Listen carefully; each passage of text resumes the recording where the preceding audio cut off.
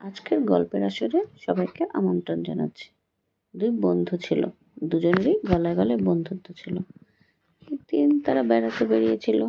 বেড়াতে বেড়াতে তারা এক জঙ্গলের কাছে এসে পড়লো।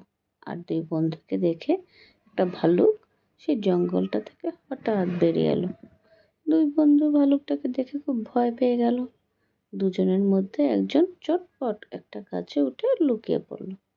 অপর বন্ধুটি গাছে ওঠা জানতো না। ভয়ে তার প্রাণ শুকিয়ে গেল।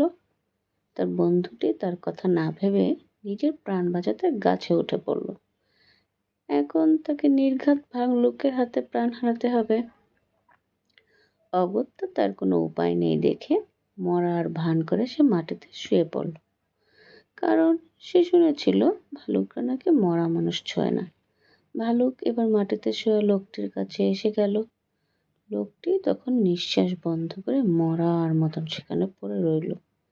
ভালুকটি কিছুক্ষণ শোকার পর লোকটাকে মরা মনে করে সেখান থেকে চলে গেল। ভালুকটা চলে যেতেই যে বন্ধুটি গাছে উঠে লুকিয়েছিল সে গাছ থেকে নেমে এসে বন্ধুকে জিজ্ঞাসা করলো, ভালুকটা তোমার কানে কানে কি যেন বলে গেল? কি বললো ভাই?